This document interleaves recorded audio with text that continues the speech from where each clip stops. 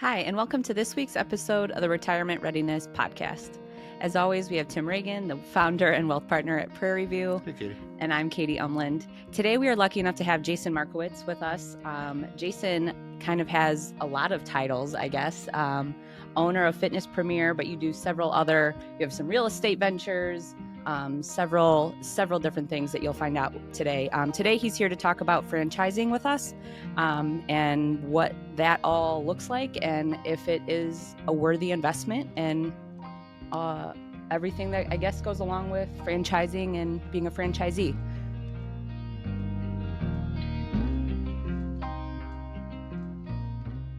All right, so let's just dive right into franchises. I guess I said you have a lot of titles, but what do you all do? It's a great question. Sometimes I'm not sure, Katie. We have a portfolio of companies. So we have when people ask me, say, what do you do? I describe it in a couple words. Usually it's fitness, franchising, and real estate. So those are kind of our core companies that we focus on.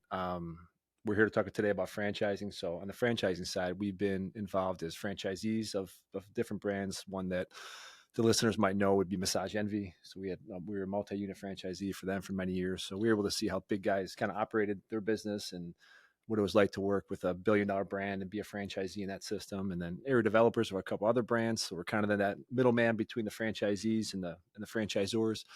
And then in our fitness concept, we're the franchisor. So we're able to kind of help lay the framework and the systems that help provide a business model that works for our franchisees. So for somebody who maybe is listening is like, I hear this term franchise and franchisee, franchisor. Franchisor is a new one for me. So like walk us through, what does that all mean? Like, so when I hear somebody say I'm part of a franchise, what does that kind of mean? Yeah. So when you think about a franchisee, think of small business owner, right? So they're a small business owner that has access to a system. And it should be a proven system that's been proven to work, right? That's why you typically invest in a franchise, because it usually helps you get from point A to point B a little bit faster because they've proven out the business model. It's worked in different markets, and they kind of take a lot of that risk off the table of just starting a business off on your own. So when you think of the word franchisee, think a small business owner, somebody who's bought access to a territory and a system and is out there, operating and executing it. And, there's different ways to think about being a franchisee. There's probably two distinct ways, operating it as an owner operator and being hands-on in the business. A lot of people get into franchising because they want to scale too, and they want to do multiple locations, and they want to be more of an investor over time and semi-absentee and not necessarily have to be there every day. And for those type of people, you'd want to put a general manager in place and be able to scale the business, as quickly and efficiently as you can. So when I think about that, so our show's all about living the 2-comma life. And so when we think about the 2-comma life, it means money, right? There's 2 commas in $1 million. And so I think, all right, so what does that lifestyle look like?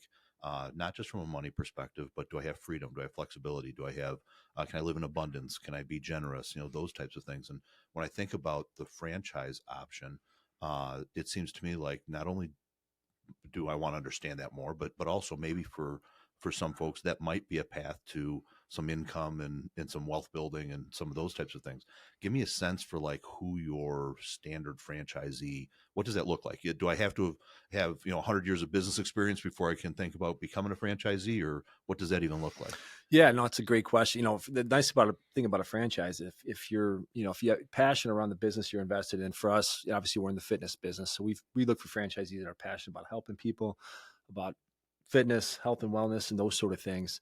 And I think, if you can find something you're super excited about, the nice part is you can build infrastructure and a system around creating wealth, right? Creating passive income, freeing up your time so you can go coach your kids' soccer team or football team and those sort of things. So to me, franchising and freedom are kind of synonymous with each other, because really that's, at the end of the day, you should be investing in a system that's helping you free up a lot of those resources and obviously make more money and earn a living, but also be able to free up your time to do the things you enjoy doing.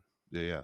And so it's not like I come to you so I can buy myself a job necessarily, right? For some, I heard you say that some people do that where they're the owner operator, but that could be a method by which I can be plugged in, not be completely passive, but also not have to be there every single day doing the 100%. deal. Yeah, 100%. Yeah, in our first franchise experience, we opened our first store. We were more hands-on in that store. It went well. We were able to build infrastructure, hire a general manager, and then we went on to store 2 and store 3 and 4. So we were able to scale pretty quickly in our experience, which is, I think what a lot of people want to do, right? They want to create that legacy wealth. They want to create some freedom to do the things they enjoy doing. Yeah, for sure. So franchise, I'm sure it can be structured 100 million different ways, but typically it would be like you buy into the franchise and then corporate would have kind of some piece of your sales. Like how, just generally speaking, how does that typically? Yeah, typically, as we're actively looking for different opportunities all the time, right? So as we kind of go through the exploration process, we're trying to find things that are a fit with what we operate on a daily basis and create some synergy. So usually there's a 6 to 12-week process to kind of go through and explore and almost date the franchise system to make sure it's a fit, right? To make sure it's a fit for you as an operator or a franchisee, that you understand the business. You guys agree on the territory of where you're going to put it. And you understand the leadership that's running that franchise system. Because that's important, because you're really getting in the business with the system typically for a 10-year franchise agreement. So you're kind of getting married for 10 years there. And then once you do that, you usually get access to a specific territory. And then there's a 100-page fancy document they call the FDD, the franchise disclosure document, that kind of summarizes the rules of the road, who's doing what in This essence. is kind of sounding like a modern day marriage, 10 years and a prenup. Yeah. In essence, you nailed it, Katie. That would sum it up. So, you want to do your homework. You want to make sure you're getting the right system, and obviously territory. And, if you have, experience, operating that type of business, or even if you don't, to Tim's point earlier, if you don't have experience operating a business, the benefit of a franchise, it really should have kind of it's a business in a box almost, right? They're giving you all the playbook with the sales, the training processes. They're going to help you with all the support stuff you can need. So you'll have a resource to go to if you have things that you can't answer necessarily on the ground. So that's the true benefit of having kind of a partner in there with you. And then, they do take a percentage of royalties. So once you're in the system, you would pay a franchise fee. Excuse me. That'll give you access to the territory, to the system, to use their business model. And then they're typically taking a percentage of your gross sales. Usually it's a range between 5 and 10% of gross sales goes back to the parent company to be able to offer that support in return. Sure. And so for somebody who maybe isn't familiar with some of those terms, like when you say gross sales, what does that mean? Like, what's the gross part? I mean, sales, I know if I make a sale, but what does gross mean? Gross, think about every dollar that comes through the cash register, that counts towards gross sales. So if I'm selling sandwiches at a Jimmy John's and I sell $1 million in sandwiches, chips, pickles, and sodas throughout that store through the year, $1 million would mean every dollar that came through that cash drawer. Okay. In that store. And so as I pay that fee or that percentage, what do I get for that? I mean, obviously I get the business in a box, you said, but what does that represent, or what? Yeah, they should really, spell out everything you're doing from, marketing, how you're marketing the store. A lot of franchise systems will have national and regional co-op efforts that you're taking your advertising dollars and you're using them more effectively so you can get more bang for your buck. Typically in a franchise system, hiring, training your staff, follow-up, accountability, how to make the sandwiches in the Jimmy John's example, the secret sauce of that business. A good franchise system should have a very distinct competitive advantage. I think for Jimmy John's, it's, freaky fast, right? Yep. Get there quick. So you should look for those things too as you're invested, and those unique differentiators should really be there. Buttering me up we'll get you on the show no matter what. I mean, people that know me know that I'm the sandwich king. Like if it's a steak sandwich, I've never met a sandwich I don't like. So I heard that about you. I had to weave it in. Yeah, that's right. Oh gosh, he's already heard that about you. And so give us a sense then. So if I'm new to this and I want to try to get involved, so you said, look for something you're passionate about, look for something that you've got maybe some experience in. But then what's my first step? How do I, if I said I wanted to open up, so let's back up. Let's take it off maybe Jimmy John's for a second and let's promote your franchise. So what's the name of your franchise? And if I'm a prospective person that wants to look at it. Let's use you as the example. What's that kind of look like? Yeah. Yeah. So we're in the fitness business. So our name of our concept's Fitness Premier 24/7 clubs. So we operate a chain here in the Midwest. We've been in business 22 years. So we're looking for people who are passionate and excited about helping other people and building teams at the end of the day. If you have those qualities, we have a pretty good framework around how to execute the X's and O's, again, the business model in a box. So those are kind of the team members we're looking for. If there's somebody out there that's just looking to generally get into franchising, there's different franchise coaches out there. We do have a franchise consulting business as part of our business portfolio. It's called Franchise Fit for You. So we hear it a lot of people say, hey, I want to leave my corporate job and I want to go do something for myself. And I want to, be my own boss. And, we hear it somewhat often and I don't know where to start, so we have a process that we take you through to really identify some of those core needs that we've been talking about, right? Like, what are you looking for in a business? Do you want to operate it? Do you want to be an investor? Do you want to be semi-absentee? Where do you want to place it? What territory? What type of industry are you looking for? Do you want to do sandwiches or do you want to do fitness? Can I do both? Yeah. Can you do both? Really heavy sandwiches. Yeah. That'll get you to the fitness store. Yeah. So, we kind of have a process that takes you through to identify at the end of the day what that person is looking for, what the best fit is for them. And then we can take them through with the relationships we have with about 500 different franchisors and make some recommendations on what might be the best match. And then kind of walk them through that exploration process, that dating process where they get to know the franchisor and make sure it's a good fit for them. So that would be a good place to start. Yeah, for sure. And so then if I do that, what does it look like? Do I have to come with a big check? Do I have to find my own real estate and build it out? Like, just kind of give me a sense for how do I get into it from that perspective? Yeah. Once you go through that exploration process, there's typically, most systems have an initial franchise fee, they call it. Again, that's for access to that business model in a box. It's for that secure territory that you're going to get in your FTD that protects your territory to say you can operate this business in this designated area. And usually that fee ranges between $30,000 and $50,000, let's call it. A lot of these fees, the initial franchise fee and whatever startup expenses you may have, if you're invested in a brick and mortar physical locations, like one of our clubs or a Jimmy John's, you're going to have build out expenses and some of those things. So there are a couple different financing programs out there. SBA has great programs for small businesses like this looking to get started that'll wrap in all the expenses, including the franchise fee and working capital, for anywhere from 10 to 20% down payment on the total investment.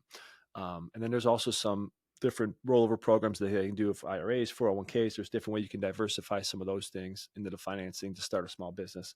But those are some of the ways to get going on it. And any good system will have a process to walk you through the startup phase. So usually once you sign that franchise agreement, you'd go through the site selection process and they would help you identify the right real estate of where to put that location, what's worked, show you the construction manual, kind of walk you through the process from getting open to, 10 years down the line and operating the business.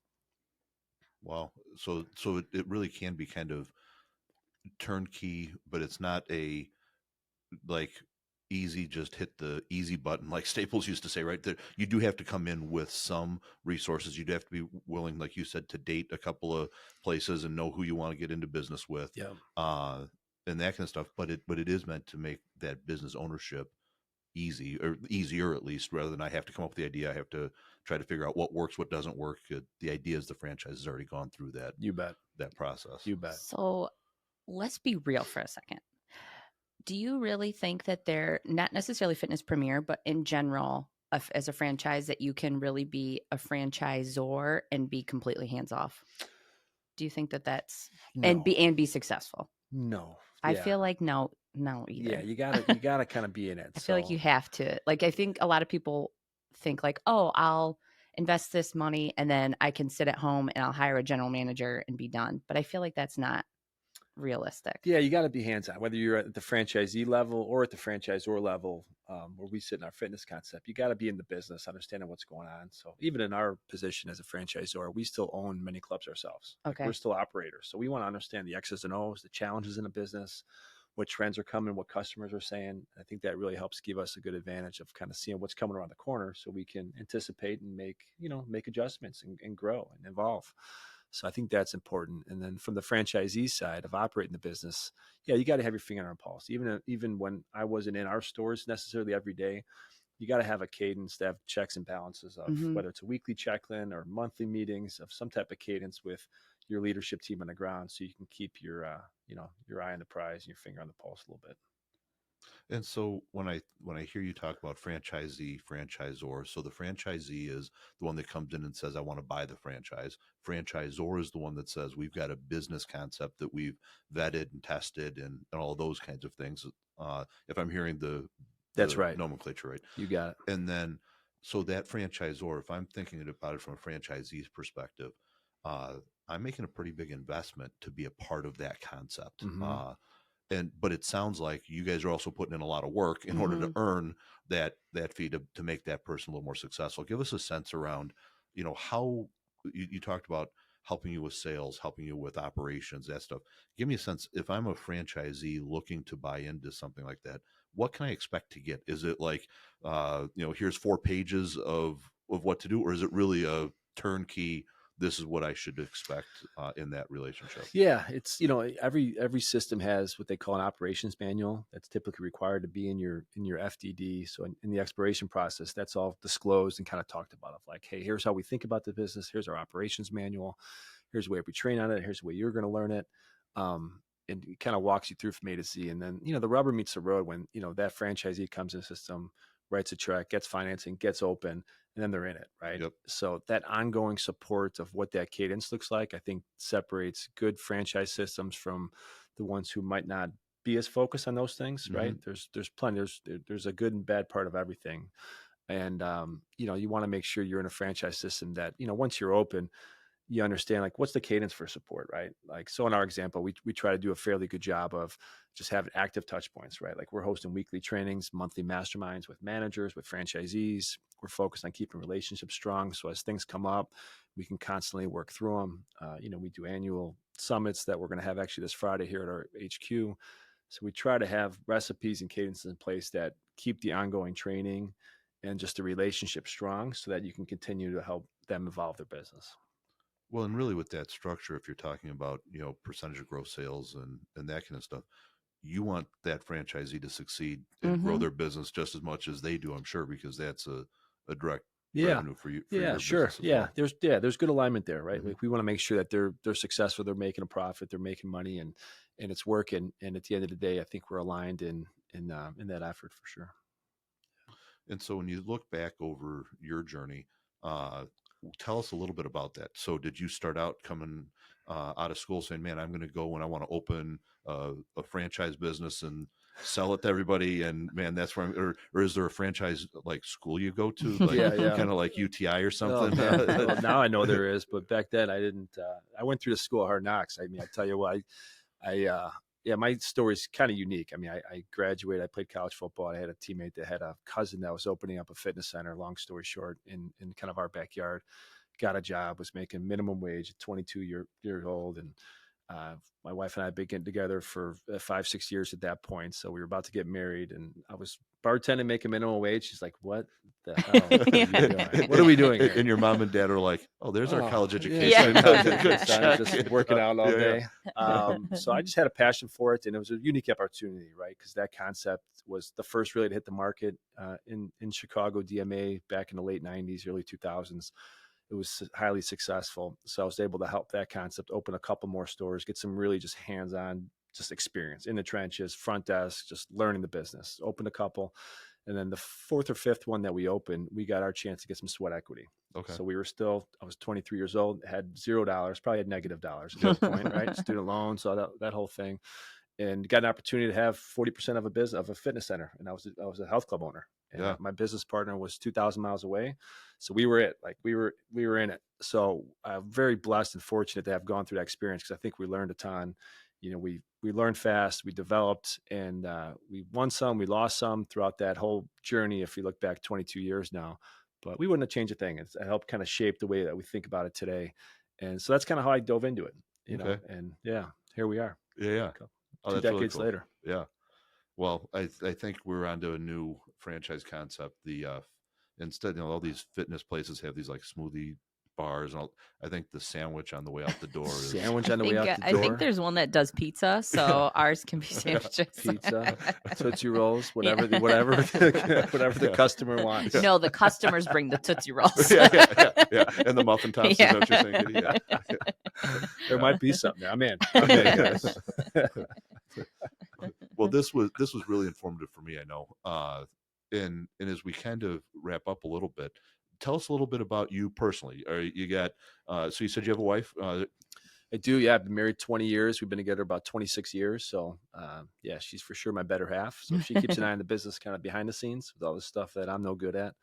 And I got two beautiful kids at home. I got a 15-year-old son and a 14-year-old daughter. So they keep us out of trouble when we're not working, right? They're busy with sports and active. So yeah, everybody's healthy. Everybody's doing great. So yeah, very blessed. You live in the south suburbs? I do. Yeah. We live right over there in New Lenox. So not too far from where we're sitting today here. So yeah, it's nice because back, when we were in high locations out of state and a bunch of different places, I was on the road quite a bit. So 12-hour commutes to get to a store. So it's nice being 15 minutes down the road now. Oh yeah, for sure. Yeah.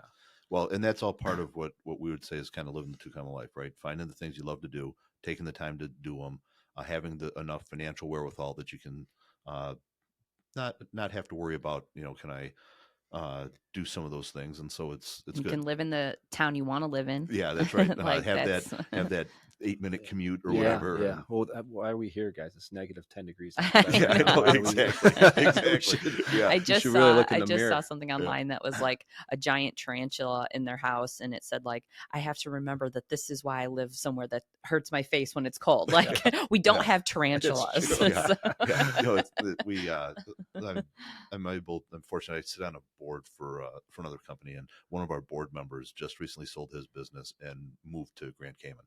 And we had a meeting yesterday when it was, I think the high was like -4 or something, right? And I told Sarah when I got home, that's her favorite place in the world, by the way. Like if she could have a spot, it would be Grand Cayman. We were there once, so I don't know if it would be there if we go there more than that. But she was like, and what are we doing wrong that he's there and we're sitting at -4? So I hear you, man. Like, yep. Why are we coming? We'll be there soon. So we'll be there soon enough. For sure. So Katie, do we have anything in the mailbag today? Yeah, I know with this starting of the new year, we had a couple questions kind of wrapping up that Roth conversion again. Like where it's past the end of the year? Is that still possible? So yeah. So for the mailbag, how do people what is the mailbag? So yeah, I guess I jumped the gun again. So we have our eyes and ears are always open for your questions. So you can email us your questions, comment on Facebook, comment on our YouTube channel. Any questions that you have that you want us to answer in future episodes, we kind of keep a running list and then we get to them one by one. So this week we thought with the new year that might be kind of a yeah, for sure. And so in our financial planning, and something we'd suggest for everybody is as you get towards the end of a tax year, that you should really sit down and look and say, are there things I should be doing today before I get to the end of the tax year and I can't do them anymore? And that's where like a Roth conversion would come in and really kind of being strategic in how do I do that? Unfortunately, since we're past the first of the year, we can't do any Roth conversions anymore. We can, but it'd be in 24 instead of 23. But what you can do is you can still make Roth contributions. So the difference between conversion and contribution, a conversion is where you say, I've got money already saved in my IRA that I never paid tax on, and I want to convert that to a Roth. That happens in the tax year that it actually occurs in. A contribution is where you say, I worked this year, I've got some income, and I want to contribute that into a Roth IRA. That you can do all the way up until April 15th or whenever you file your tax return. So there's still a couple some more things, months to contribute. Yeah, for sure. And so there's still some things, and same is true with the deductible IRA. We don't have a ton of people that qualify for deductible IRAs, so it's usually Roth contributions. But you have some time yet that we can do some of that for 23 still. So, and that's something that somebody can call the office and ask like how much they should do, or is that more like an accountant question? Yeah, good question. So it goes both ways. There are limits, and so sometimes the accountant will tell you, hey, this year you can put $6,000 into a Roth IRA. But if you have questions, if you don't know, hop online, shoot us an email, schedule an appointment, and we can easily help walk you through that Okay. process. Awesome. I guess that kind of wraps up with Jason for the with day. our episode, right? Yeah. Thanks for having me, guys. Jason, this was this was fun. awesome. Jason, yeah, thank you so much for joining us. Jason Markowicz from Fitness Premier, I guess is that your main hub that you would say? Yeah, I would say so. Okay. And so if let's do somebody's that. interested in learning more, getting to know Jason or your businesses, would you send them to Fitness Premier website and say, write me a check and become a franchisee and let's get into business together? If we're a good match, or where would you send we'd want to people? make sure we date them first. Yeah. We'll take through our dating process for sure. But fitnessmirrorclubs.com. You can find us there, and we'd love to connect with them. Awesome. Yeah. And so look for in the show notes, we'll have some connection to Jason and his business, as well as obviously Prairie View and Retirement Readiness.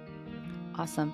Thank you so much for joining us on this week's episode of the Retirement Readiness Podcast. We hope you found some of it valuable. Please like our Facebook page and subscribe to our YouTube channel, and we'll see you next time. Thank you. Take care.